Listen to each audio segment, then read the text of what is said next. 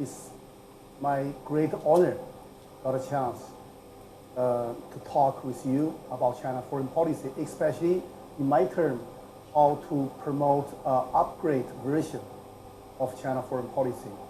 We know that recently after 80-party Congress, new leaders have very ambitiously raised up a new slogan, a new version of China development, or second season in Li Keqiang Premier's words. So I'm thinking, and also I want to introduce him, what's the China's foreign affairs upgrade version, how to promote the new China's global role. So today, thanks for the arrangements, I will have some time to talk about my recent work and also look forward to the discussion, to questions. Professor Wang, since they're doing the lighting this way, would you like to stand? Okay, yeah. Stand in the light so people can see you. Thank you. Thank you. Okay. Recently, I wrote 3 books, a book trilogy titled Creative Involvement. The first book issued 2011, titled Creative Involvement, China Foreign, New Direction of China Foreign Policy. I raised up a new term, creative involvement, which now maybe you read Chinese literature, a lot of quotient, a lot of discussion, debate, and also by some high officials in foreign ministry. I think this is important for China when we have more and more global interest, not only in East Asia. Traditionally, we are located or be thinking as an East Asia country. But now, if you look at the whole map of global politics, China more and more hands in Latin America, in South Asia, in Africa. So my book mentioned that China should not define itself as an East Asia, but should have a more global view, global tool, global versions, global strategies. And also, I think important thing is that how we make this involvement, engagement more creative, not a traditional one, not a very so-called hegemonic one, like the United States, Germany, and Japan years ago, decades ago.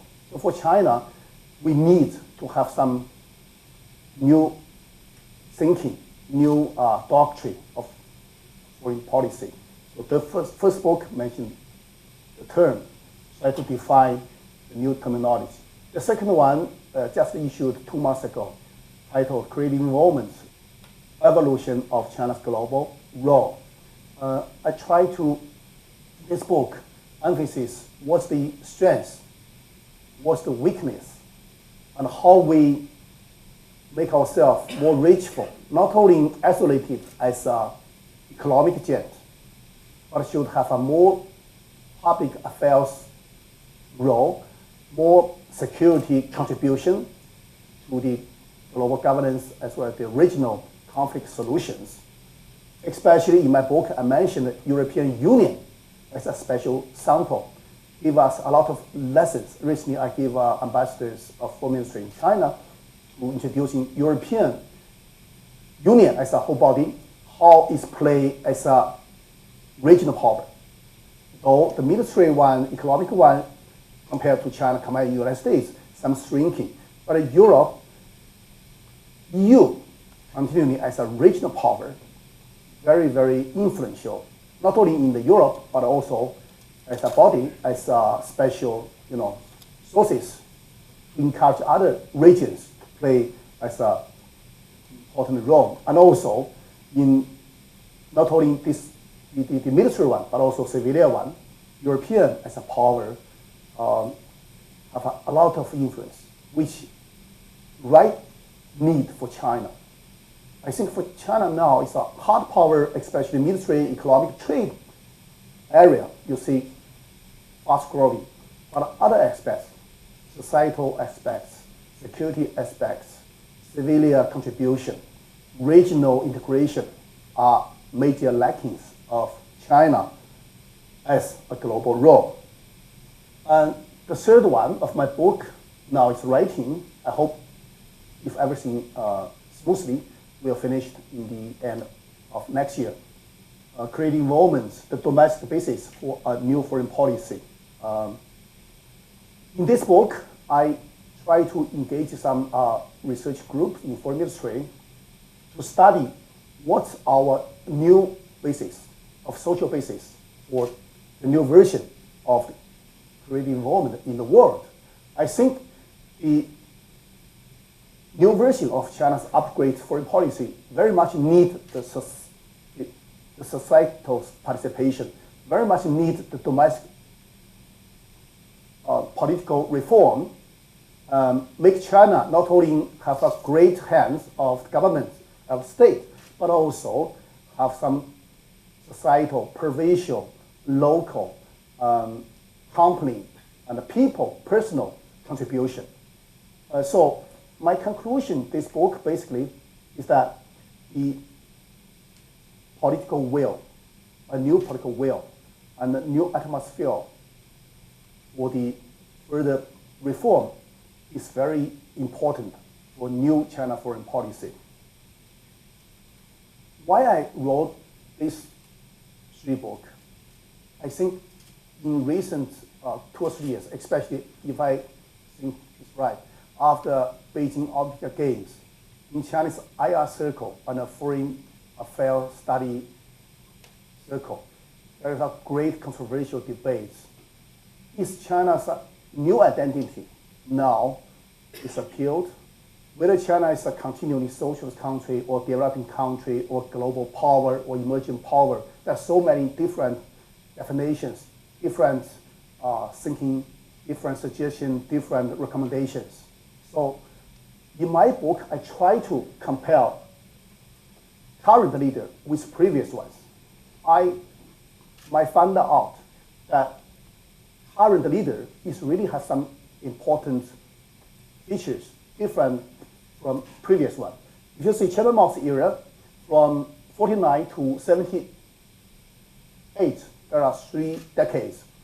It's a really, Chairman Mao got a very tough political position, make China as an independent power from any other traditional powers, from Western powers, even from old brothers from the Union. But at the same time, in Chairman Mao's era, China's economy very, very marginalized, shrinking from the middle level of the 50s to the very, very lower level of the middle 70s. So when Deng Xiaoping replaced Chairman Mao, China's GDP only 2% of what economists hold on. So basically, Chairman Mao's legacy is very dual.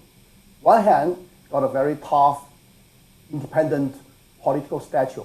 On the other hand, confronted with current globalization, with current technology progress, with current world system. This is the first picture of China's international role. And then we see the second one. We also call it Deng Xiaoping's era. That's another 3 decades, from 78 to the Olympic Games, 2008. In this era, everyone now debate, including Xi Jinping and Li Keqiang, thinking what we learn, what we continue from Deng Xiaoping's era, and what we can go beyond.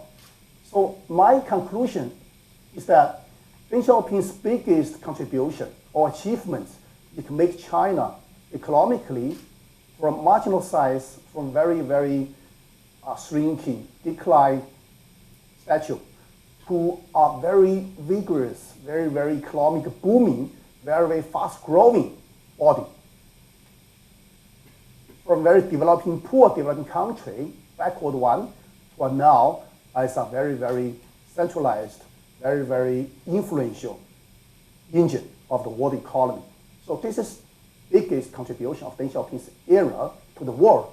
But at the same time, Deng Xiaoping's biggest mistake or lacking, if you say the legacy, is that this is a really very unbalanced development. Political reform are very slow. Corruption, scandal everywhere, from lower level, middle level, provincial level, and to the top leaders. also the social sense of the injustice becomes stronger.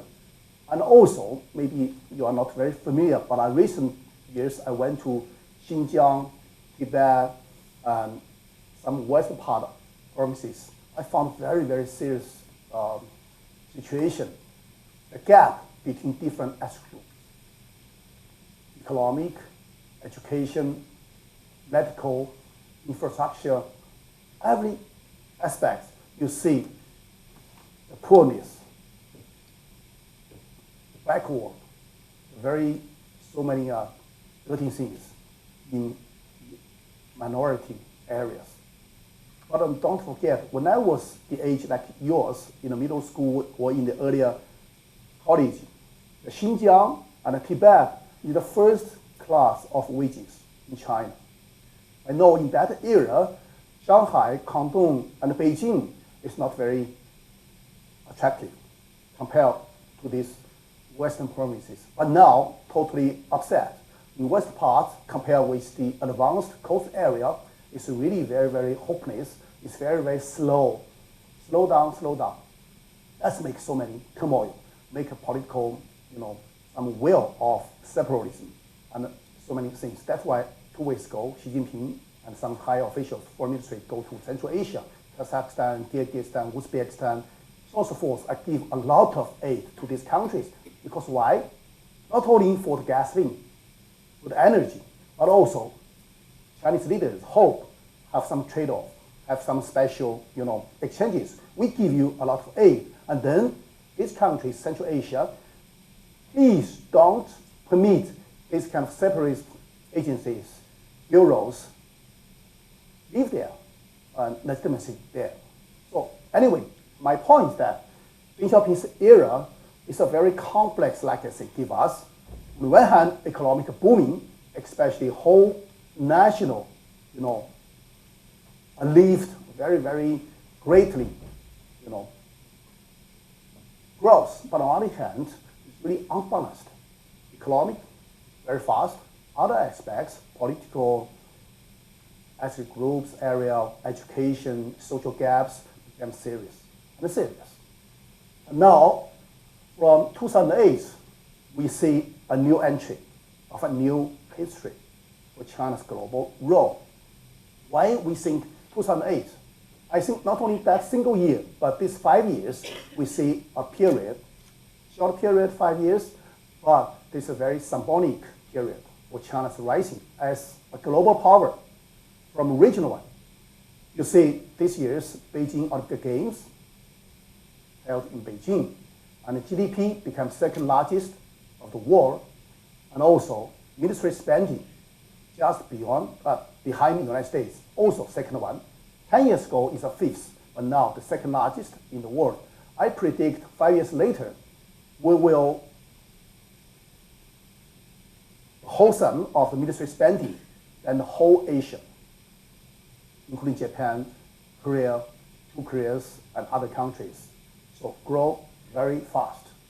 And also, recent 5 years, you see China have a dramatic changes from energy export country, from largest import oil, gasoline, petroleum, so on and so forth, and other things, energy, largest one in the whole world. Consumer and the emission of the carbon emission become largest one in the world. So these 5 years, a lot of things happen. And this period also witnessed a very fast growing of overseas interest. We send more and more teams, infrastructures, teams to different continents. And every year in Africa, there is nearly 1 million Chinese workers there.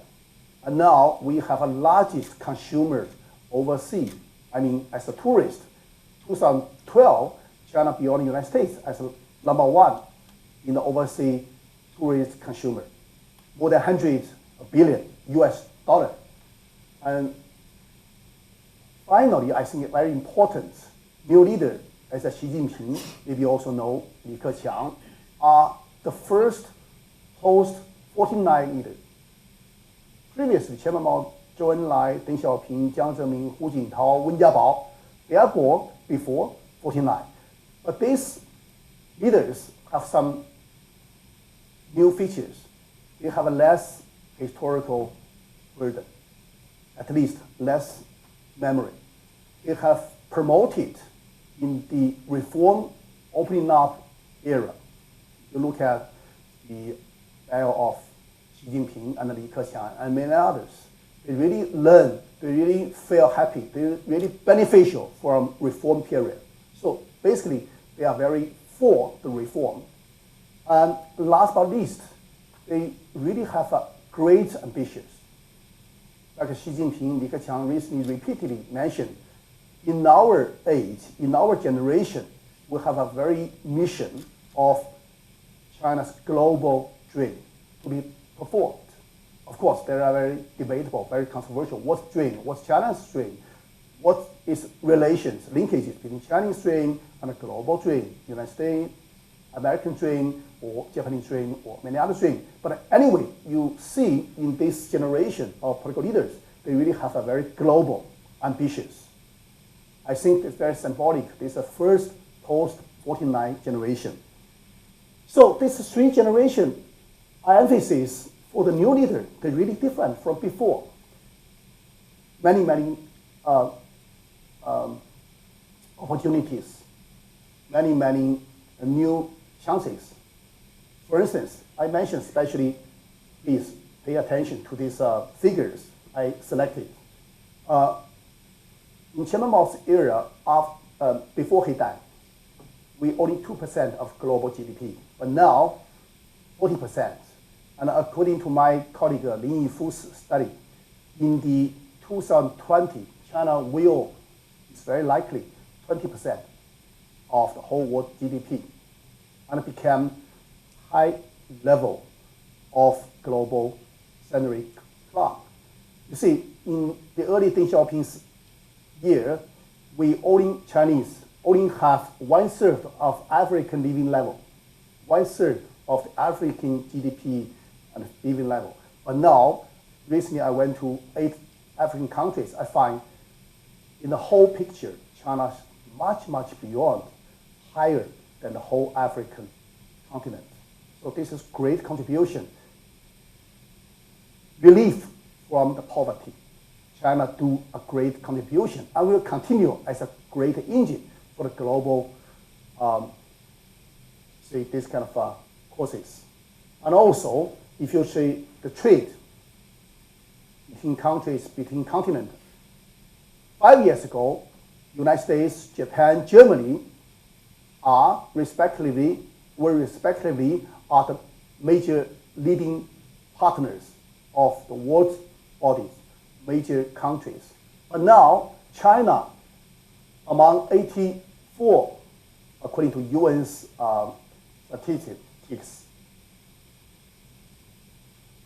China have 126 countries with China, see China as the largest partner, trade partner.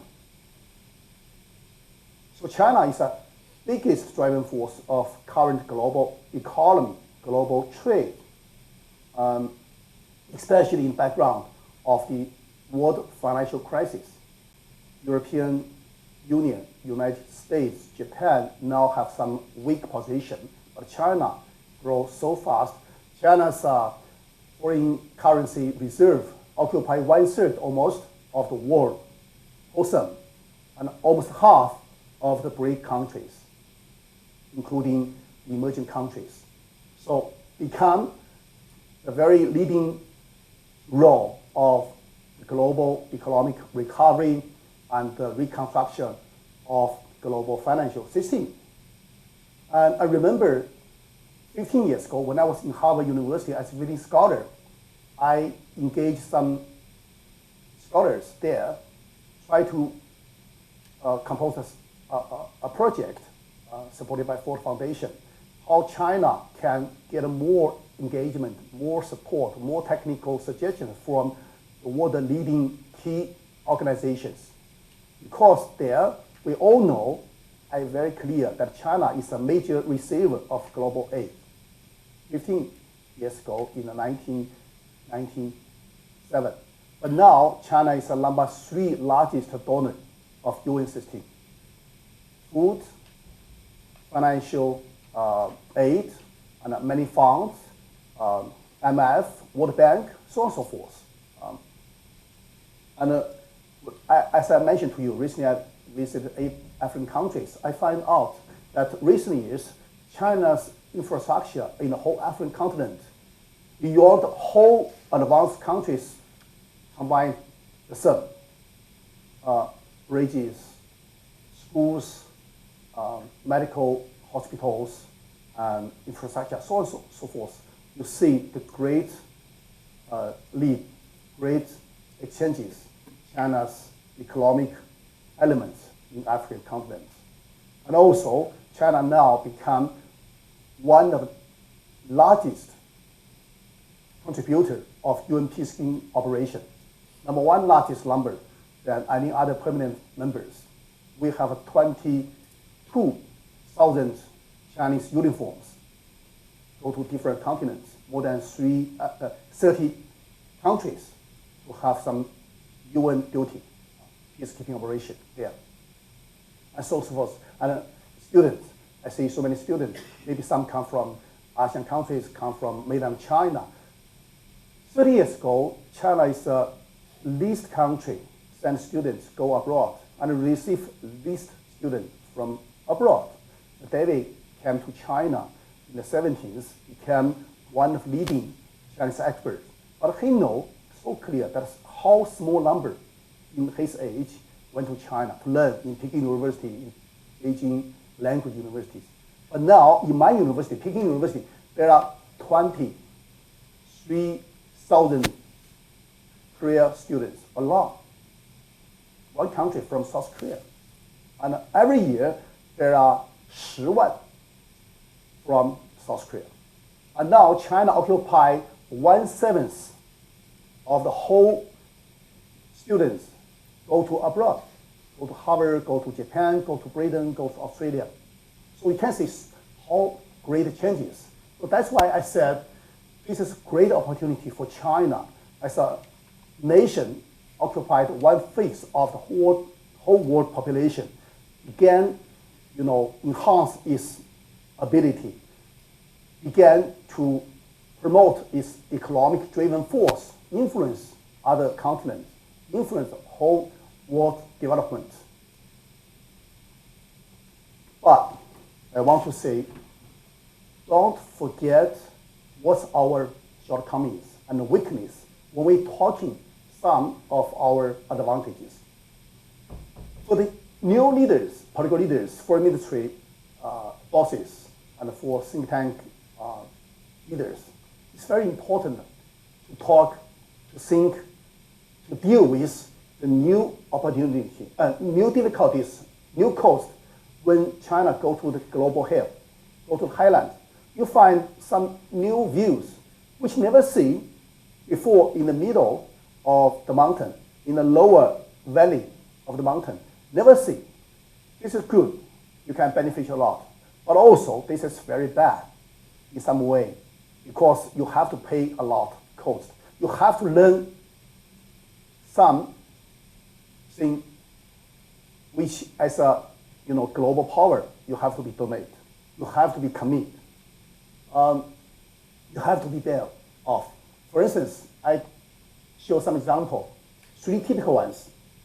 Now China, the consular protection become more and more heavy burden of foreign ministry. Actually, one deputy minister told me this is biggest headache task for him. Because in the past 3 decades ago, per year, China have 9,000 人, 9,000 persons go abroad. But now, 9,000 万, see, 90 million per year. And every year, China has another 10 million, a new number added to original one. 一年增加1000万 in coming decade, we predict. So we can predict, you can imagine how difficult, how big, how heavy burden which never happened in any other countries in the whole human being history. This kind of task of consular protection. So yesterday, some think tanks between African countries, continent, and Chinese will have a meeting yesterday afternoon in the Central Party School, talking about how we have some good deal in coming years. China gives some training, funding, some facilities, some special, infrastructures to some select African countries, 5 to 8. And then these countries build up special agencies, special arrangements to enforce the protection for the local Chinese team, infrastructure, and the tourists. Because every day, every month, every week, we see so many events, so many tragedies. I quote one leader's words in 中南海，一天接到的事件 ，one day we see the warning or alert events more than 1 year, 3 decades ago. 一天比过去1年都多。But how we deal by our own forces, by our own foreign militaries, by our own PLA? No way. So we have to find some new thinking, new ways, cooperate with global society, with African countries, with UN umbrella to do so. But anyway, this is very, very challenging, very, very cost for China as a global power. If you go to globally, you have to find global protection ways. Not only by your own, it's no possibility, but you have to cooperate with UN, with African continent, with especially now yesterday we're talking about with African Union, how to use African Union body to enforce the protection to Chinese there. Actually, last 5 years, we have some special donation to African Union. African Union headquarters, 我们用了8个亿建立起来. And now every year, we have millions and millions there. Similarly, African leaders have some meetings in the sake of Chinese donation. But in fact, they also give us great support to benefit us a lot. But this is one special challenge for new leaders when we go to global scale. And then we all know that Diaoyu Island and Philippines and Vietnam have some disputes with China recently in maritime aspects and maritime area. Actually, we have 8 countries now in maritime area disputes with China, though different level, different situations. But all this situation, I think in the future, at least in decades, 1, 2 decades, is can't solved totally. So for leaders, how to build a balance? On the one hand, promote China's interest, especially maritime interest. You see in 18大, Xi Jinping have a special slogan, maritime power. China traditionally as a continent power, land power, but in the future, we want to be both continent and maritime power. This is now, you see the government's work, every bureau is very harsh to do, put more import. But on the other hand, how to continue to perform Deng Xiaoping's good labor policy, especially when your maritime ship, when your so many maritime power go different South China Sea, Yellow Sea, and East Sea, and with Japan, with 2 Koreas, with Philippines, with Vietnam, with Malaysia, with Indonesia, so forth, continually keep the good neighborhood. You see, this is not very easy balancing. As I said, recently I gave a lecture in Beidaihe to them. This is a special test store for you. Keep good labor, good policy, continue Deng Xiaoping's area, which give us a great beneficial in past years reform and opening up. But at the same time, put forward step by step of maritime power as a kind of dream. Xi Jinping in last month have a political bureau collective learning. He mentioned this is our generation's mission. Make China become maritime power, right? So you see the decrease of military budget come to the maritime forces, the Navy, the Air Force. You also see that Haiyangqu, the Ocean Bureau in Chinese government's reform, occupy a greater, more important position. Okay, give all this progress, give all this import, don't forget Deng Xiaoping's biggest legacy. Deng Xiaoping's era make all our neighbor countries cooperate with China. And we can continually go forward using trade, using infrastructure, using funds. Recently, we have a 10 billion fund with ASEAN. But same time, solve this tough maritime dispute in sovereignty. It's very, very uneasy. Because in our reports that recently there are 65 countries in the whole world involved into maritime disputes. Not only in China with these 8 countries, but you see Malaysia and Singapore, or South Korea and Japan, and Britain and Spain and Argentina. There's so many, more than 65 countries now have this dispute. So how we can learn the goodness, the wisdom, the soft power to solve it, to make it a soft landing. But at the same time, keep from the confrontation, keep from the clash, keep from a kind of hard landing, make your own interesting and other country interesting and the whole regions interesting, be damaged. It's very, very challengeable. I must say, in my personal judgment, if you look at GLA, look at their roadmap, if you look at foreign ministry's handling, if you look at political bureau's learning recently by Xi Jinping, you can see how complex, how sensitive, how difficult. I only have a 51% optimistic, 49% pessimistic. But anyway, I mean, it's very challengeable. Any of us, any professor, any Nobel winner will say this is so uneasy issue, new balancing. And then, as I said before, minutes ago, that China had a big change in recent years. From a traditional export of energy, now became largest consumer of energy.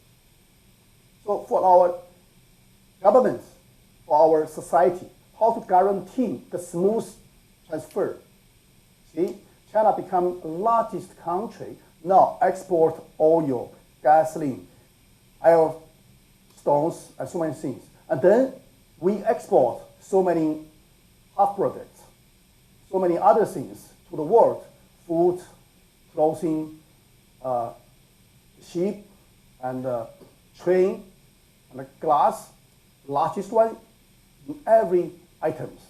But make this going into China and go out to China become peaceful, cooperative, rather than some kind of break, confrontation, clash. Is very important. You see history traditionally, 100 years ago, 200 years ago, when some power grow up, always means some other countries lost, damaged, including some clashes. So now we commit China's rising are peaceful for the region, for the global history. We also try to commit, build up a new pattern of power relationship. What do you mean? We are thinking China and the United States, the 2 countries, very diverse in ideology, very different social system, very, very colorful, but a very different historical tradition. How they harmonize each other, how they build up a cooperative relation. I think it's really uneasy. Another, I think, the criticize also very important, very reasonable for us, for leaders to learn. Recently, I give some suggestion to think. You see David Shambo write a book about partial power, or Susan Sheikh mentioned the fragile power. What do you mean? It basically means that China is owning a kind of crooked foot jet. Economically, you are very strong, you are very good, you are powerful, but whether your political system have attractive, whether your philosophy are very contributable, whether your social system are fairness, whether your policy to different ethnic groups are very, very model to other countries to solve current Middle East crisis. Sorry to say, right now, no. China only give people imagine as an economic power, as a giant of pocket food. I think maybe some of these crises have a very, very bad pitfalls. Strategic designs try to make people thinking like that way. But in my judgment, majority of these crises have some reason for Chinese leaders, for young ambassadors, for professors like me to learn from, beneficial from their thinking. I give some concrete example in our society. Recently, my book writing about domestic basis of new foreign policy, upgrade 1, I find out majority Chinese now only think about goodness, the brightest story, or beneficiary when we become global power. Think much less about what we can commit, what's our, improve aspects should do more to have some new donor, new face for UN system. I just give example, maybe some of your students come from mainland, that 2 years ago, when foreign ministry decided to give some donation to a European country, Macedonia, 校车, bus school bus, 15. And then so many criticized letters and contempt words and very bad judgment to the foreign ministry. And right now, they always have some quotation of this story. 就说这个例子 very typical. Majority people not prepared in a deep mind to become a donor, to become commissioner, to become a water policeman. Like Ambassador Fu Ying said, we're much less development than Britain. He have a very vividly observation of UK, know how much percentage of people like to make some donation, like to commit peacekeeping operation, commit self-sacrifice the body, commit UN phase. I tell you a story. Recently, there is a special calculation in some team of bureau or ministry. Now we have nearly in the whole country, we almost 6,000 per capita GDP. But according to this result of survey, when we go beyond 8,000, our donation to the UN system could be double. But the fact is that if foreign ministry follow up the UN rule, the public and the countries and the media will have more condemns, more unwilling criticize. So basically, this is a very, very dilemma for our leaders. When we go to the global hill, we find not only the goodness, but also pressures, more and more coming from domestically. Recently, there are some suggestions from Ban Ki-moon, the UN Secretary-Chief, and his secretary, to ask PLA to have some special donation, not only personnel, uniform donation, but also some other weapons, including helicopters. But PLA finally, when considering so many elements, rejected. Why? Not because of money, but because many other things. Basically, my observation is that for PLA headquarters, they're not prepared to be the partner of the global policeman station. What do you think? China's more and more interest, financial interest, economic interest, trade interest, infrastructure interest, tourist interest in different continents. But how you can do nothing or do very few, much less percentage to this global policy station, police affairs?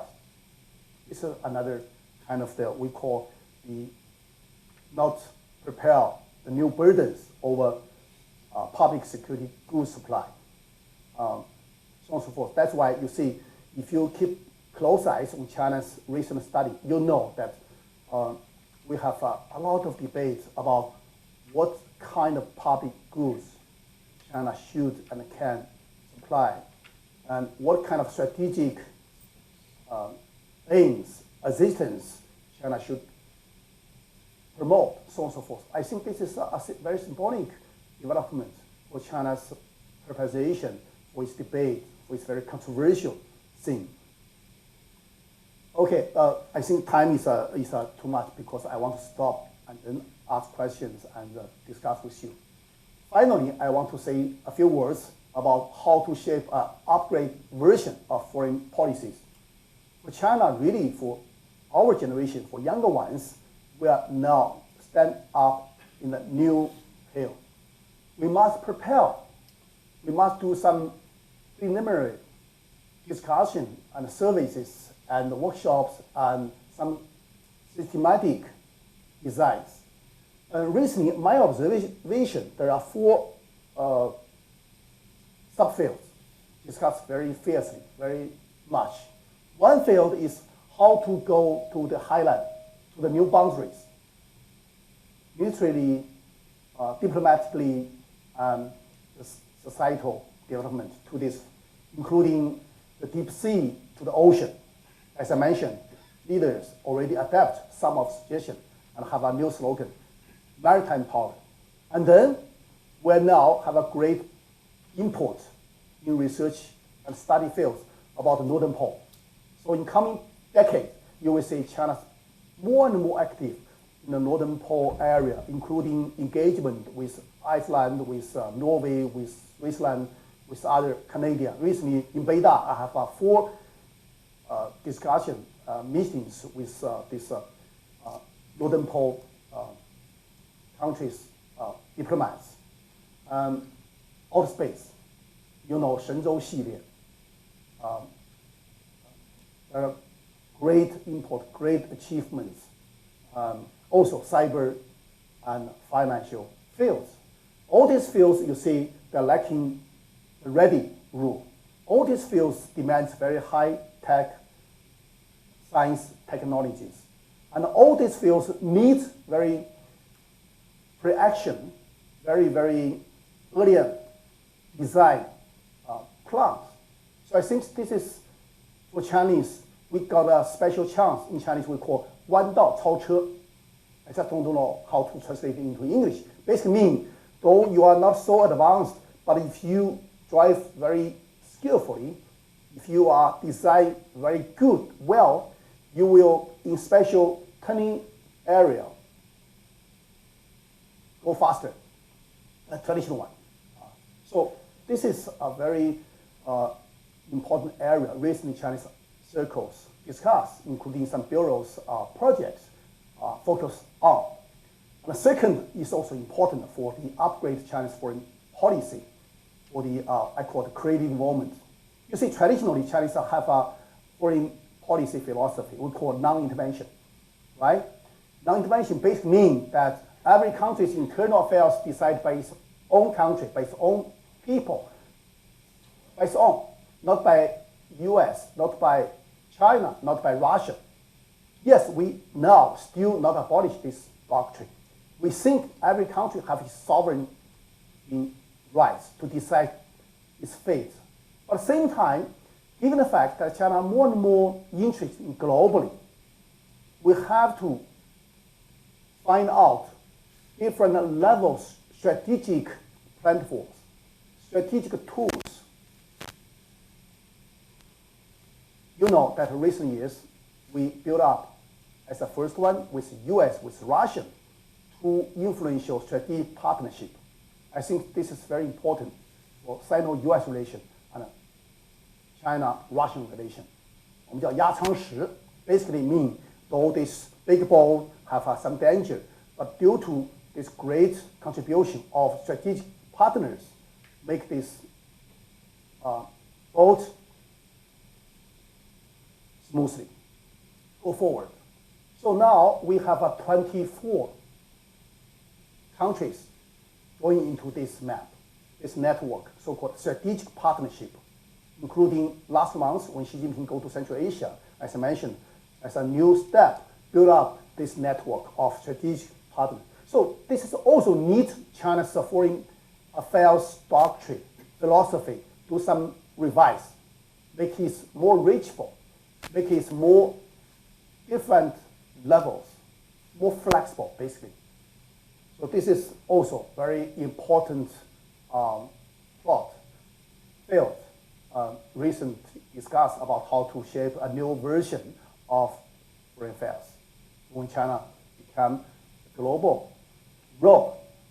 And the third one is also very new, is how to supply more diplomatic mediations, makes more mechanism, more import, and to have deployed Chinese PLA globally. We call the peacekeeping operation in the UN umbrella.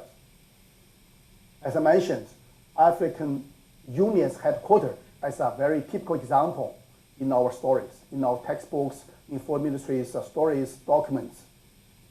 We want to build up more this kind of public good, more international aid for our own interest and also for the global cooperation, especially to those who need China's hand there.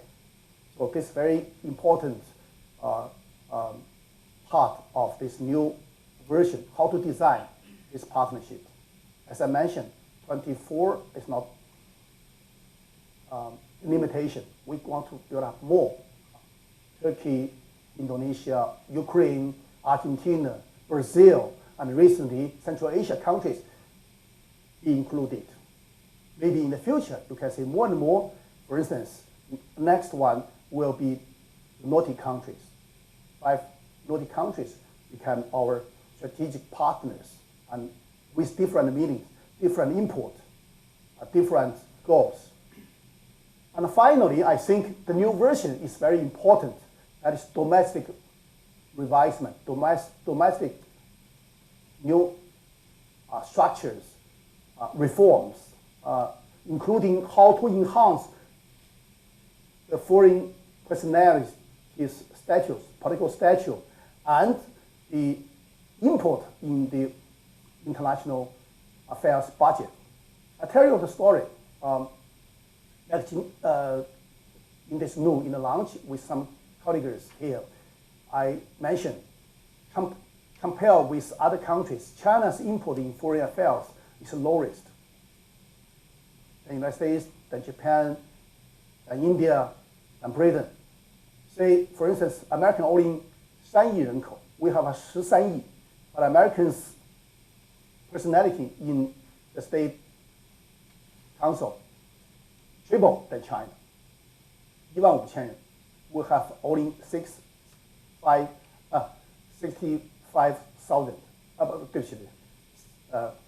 6,500, 6500.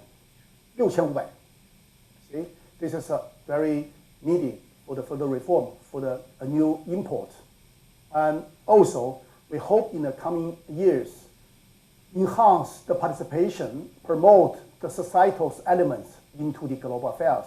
Not let other people think, okay, China's coming, just state, just government, just central leaders. But we also hope the more young volunteers go to Africa, more local firms and companies and NGOs go different continents. For instance, if you observe African continent, recent months, there are so many societal elements involved into the new engagement. So enforced societal participation into the China's new global role is very, very needed. And also, I mentioned the revolving door. This is a quoted from United States. We know that United States, if you are ambassador, if you are foreign affairs person, not only coming from 外交学院 or foreign language, but it also came from the firms, from Pentagons, from other parts. But in China now, we are trying in coming decades do some tests to change our the sources of personality recruit. 两张皮 basically means that theoretical study, textbook writing, lectures in universities can also be combined, can observed, connected with operation method, with foreign ministry, with the PLA, with the bureaus. So there are a lot of things to do in coming years, upgrading version of foreign policies shaping. So finally, my conclusion. I think now we are in the start of a new period. And China has a great opportunity. At the same time, have a very, very rhetorical challenges, both good and negative. Very different from before.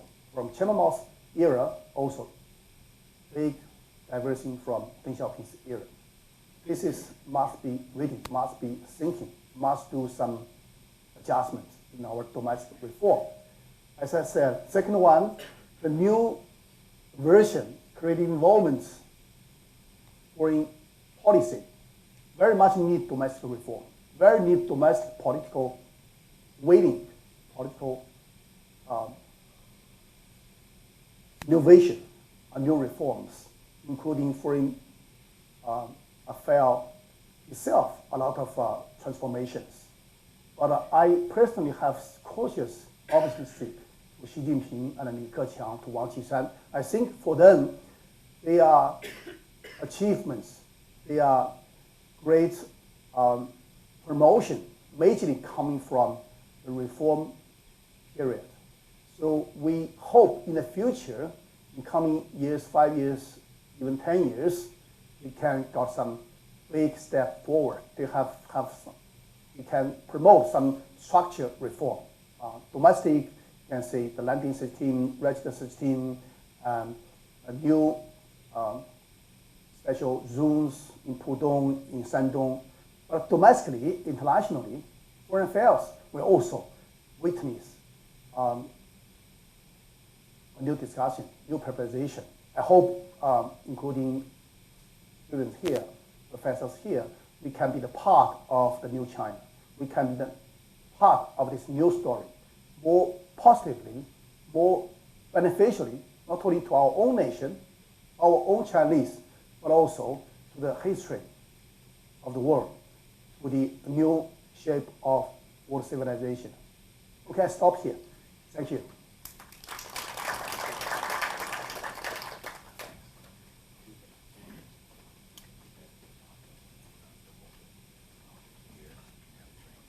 Okay, so thanks a lot. Thoughtful, provoking, thought-provoking. Do people have questions? So thank you for sharing with us. Can you? Yeah.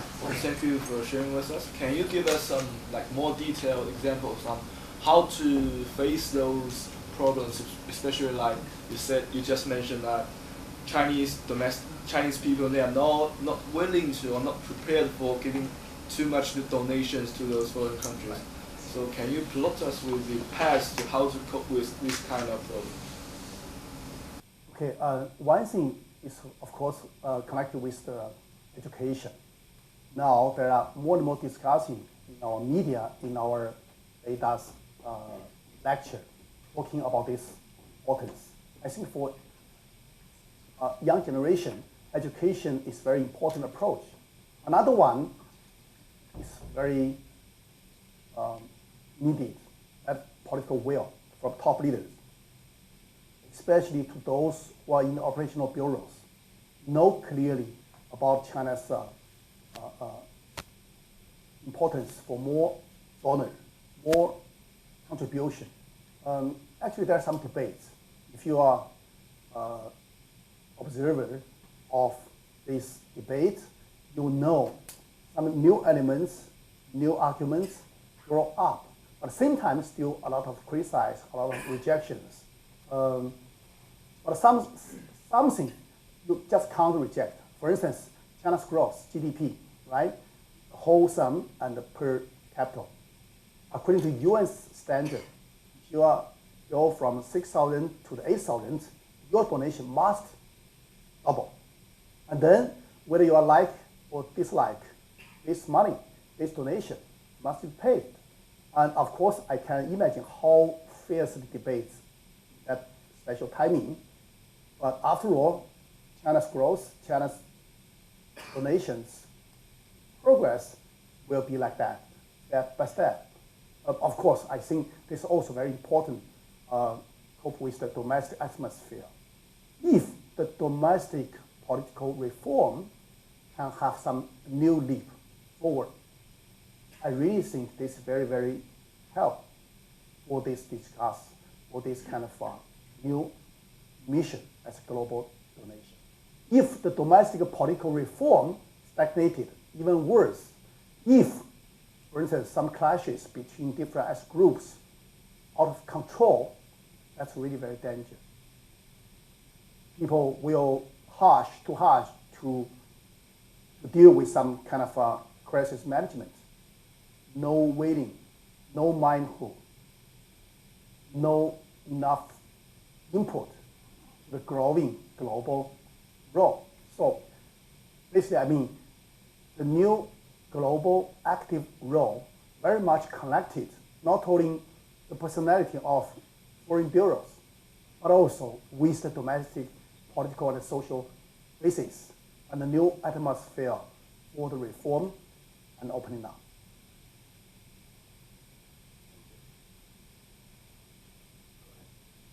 You mentioned about a lot of new opportunities that are coming up in modern China.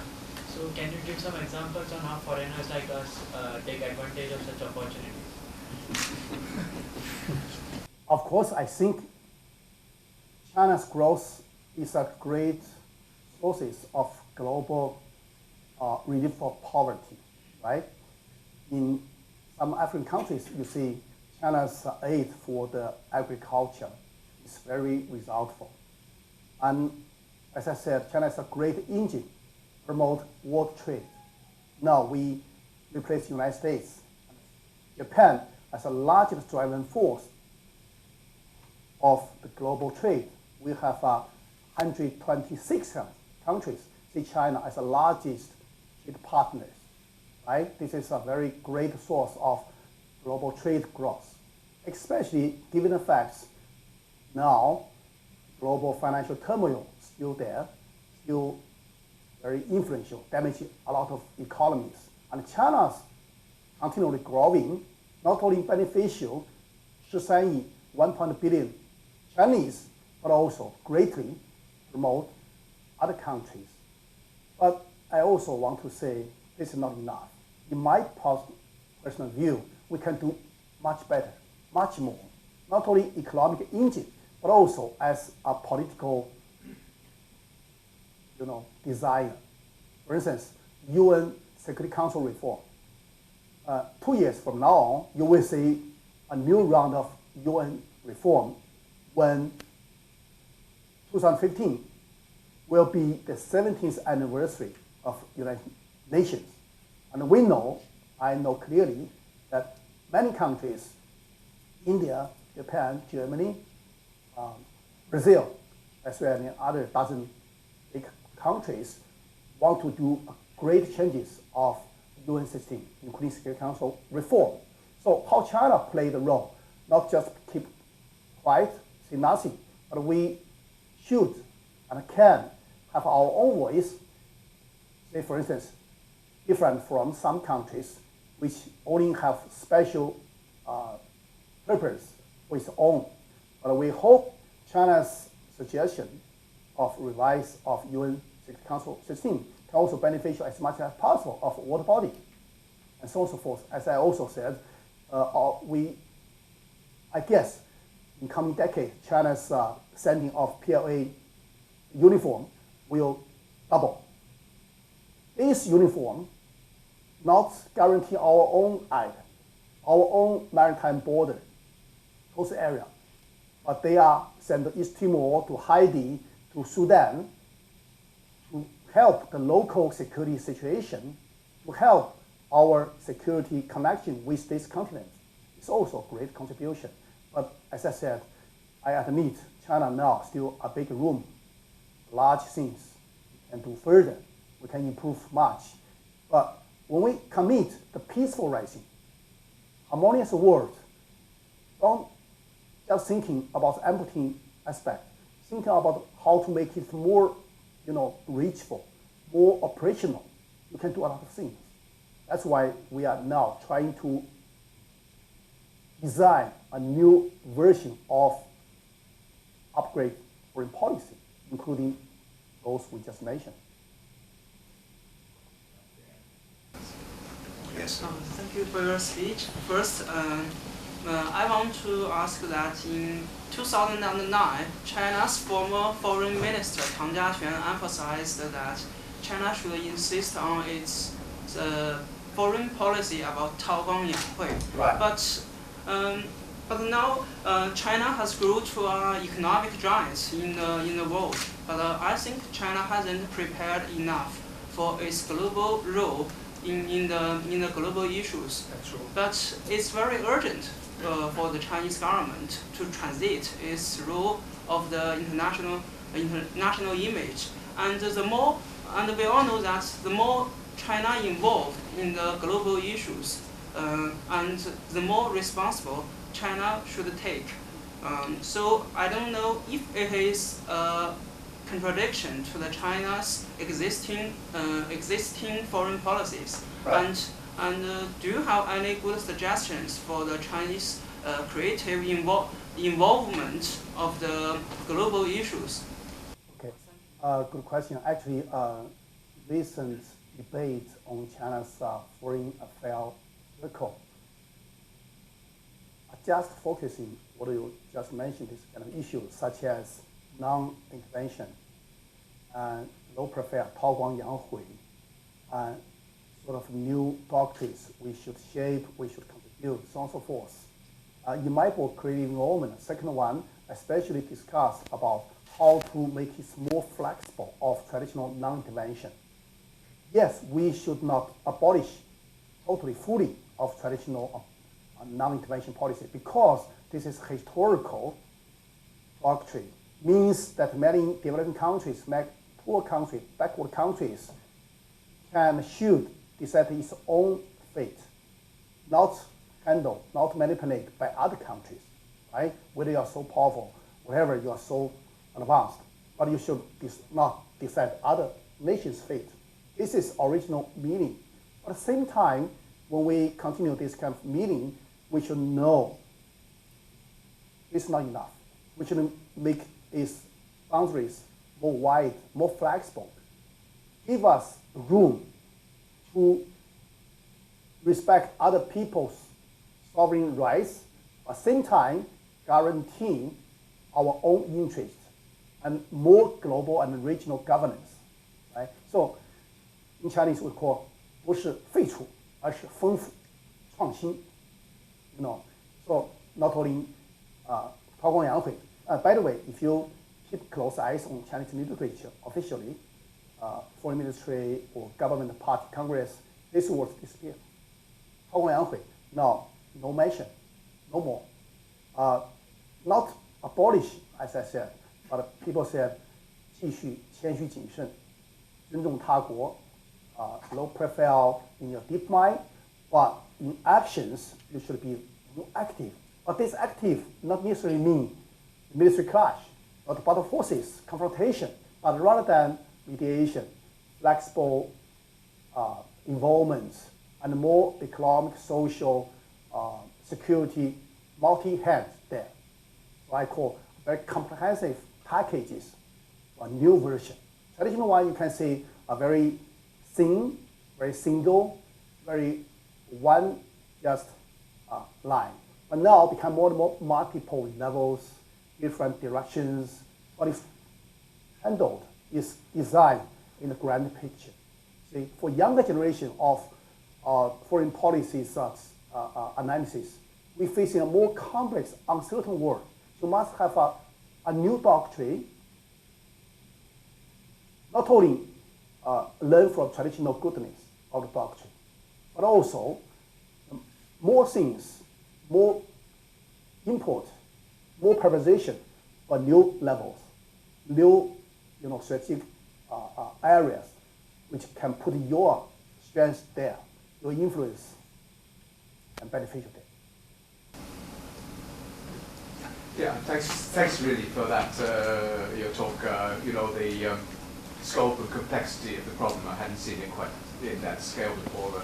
But my question is a little bit linked to the one before, which is if you historically, powers that emerge globally successfully, thinking mostly of Britain and the US, had a narrative about why they were doing it. The British with the mother of parliaments and the rule of law and the Christian gentleman.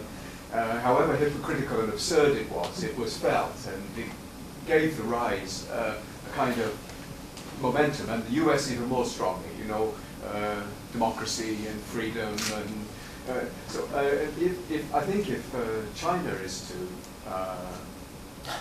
transform world civilization, as perhaps you hope, it will need a narrative, and I wonder what it will be. I think there are some candidates. I got a question, and I know your meaning. Yes, I admit that China now, our political system still needs to reform. My doctrine on creating moments actually wrote a lot of things, but one thing not touched. That is, what's our political philosophy? What's our political, idea, right?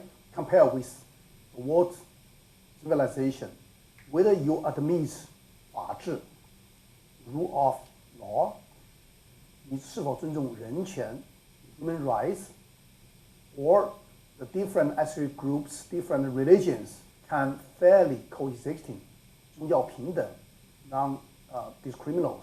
All these things in our doctrine, and I think in our foreign affairs philosophy, are not explained very much.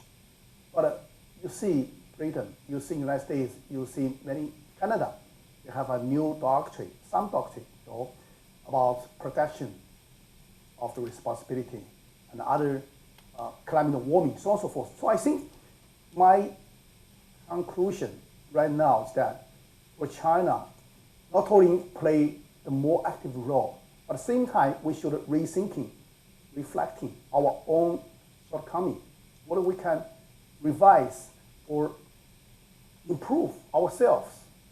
In my second book, China's Global Role, Great Moment, I especially mentioned, as I said, European Union as a whole body, some goodness for us to learn.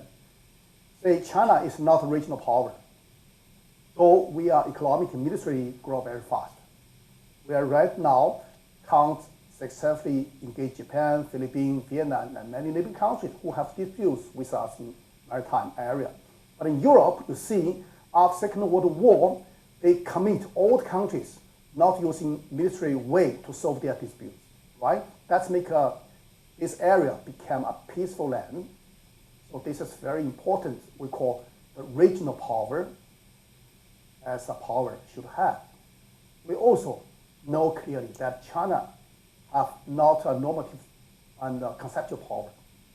We are now many copies of other countries. We're now not good enough to dig up our own rhetorical ancient philosophy. So many current policies are very short term, very functional, but not linked to the very good rhetorical ones. But compared to the European, you can see a lot of things, new social movements, climate warming, human rights, words, have some historical linkages. So I think this is also conceptual power or normative power. For China, how far, how long distance we are now as an economic power to normative, civilian power, conceptual power. It's a long way to go. Even, I should say, back into the economic fields, people don't misunderstand me. I mentioned China as, in the rush, look at China as an economic power. But in fact, my definition that we are owning kind of the 非常早期的 very, very early, very non-mature economic power. So you go to different countries. I go to 54 countries recent decade, 2 decades.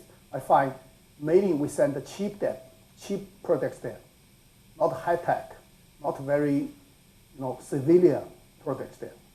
So even you say China as an economic power is not very good enough. We still have a lot of things to improve, to learn from other civilizations, other countries, including you mentioned United States and Britain. I think really it's very needed. Deng Xiaoping is great because we know we have a great history, but also we have a great need to learn from other countries.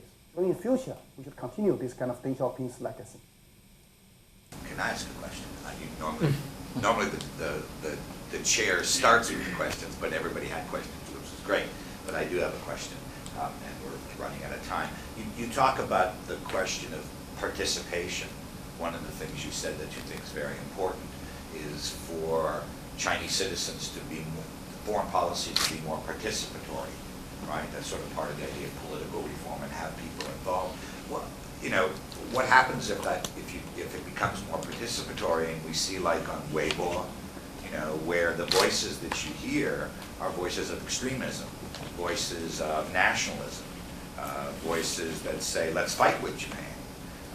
Your contemporaries, some of your friends who are hardliners in Chinese foreign policy. I mean, if you open it up more and allow people to participate, what do you do if in fact you find, as you said, Chinese aren't ready, people aren't ready to make donations? They're very much trying to get ahead themselves in the new economic world. One of the big concerns that we have is this nationalism. So how do you respond to how do you manage that contradiction? David gave us very important mind that we're talking about China's bright future or great new version. You have to consider what's our shortcoming and problem. One thing I really feel uncertain, frankly, say, about domestic social and political reform and curb the radical nationalism. You see, in all the history of all countries, when a country's fast-growing economic booming always complete along with some kind of very, very emotional things. Okay, we are dream performed. We now become a power. We are recovering from historical civilizations. We are become leading, even possible to beyond the United States. You could use the example of the United States going west and fighting with the Mexicans and the Spanish. That's right. So these are some pitfalls, some dangers. The nationalism is a dual infection. If you use it, if you promote it rightly, well, it will become a kind of good sources for a country's solidarity and grow up, especially in the fast track of modernization, right? You see, not in China, but South Korea and Japan and Turkey. You see, good leaders always know how to use this kind of emotional, fast-growing nationalism as a sources of economic modernization and social solidarity, different from before ages. At the same time, there is another infection. If you not handle it carefully, always become a very, very bad damage, not only to other countries, but also to yourself, especially given the fact China is so big. China's history with other countries, there are so many very, very complex elements. If you not handle it carefully, always become a source of regional instability and make your dream, peaceful rising, become empty, become even just hurt damaged. So I think it's very important. This is right education, good political design. And so if you, as we discussed in the lunch time, if you check out the current doctrines, documents, party sessions, contents, and some even individual political leaders' background, structure of knowledge, you find sometimes confused whether they are for the world civilization, China's enhance of civilization, or they can become more and more shrinking, isolated, become a traditional ideological one. Frankly, me and myself, as a scholar on foreign affairs study, I always feel this kind of inability. I have confidence about China foreign policy more to design, to promote, to progress, much less confidence about domestic crisis management, about domestic promotion of further brave political reform. That's very important, actually, I feel, though I'm not very expertise to say that, but I think very, very important. China's future world status is very much depend not only foreign affairs itself, scholars itself, but very much depend on the domestic atmosphere, domestic politics. That's my sense. Also, thanks for your reminding. I really think this is important. That's why I wrote the third one, domestic basis for a new foreign policy. It's very, very needed. Thank you. Well, I'd like to say that I'm very glad to know that someone like you is giving advice to the foreign ministry, because I think that's a wonderful thing for China. And I thank you today for coming and sharing your views with us, and thank you all for coming to listen. Thank you.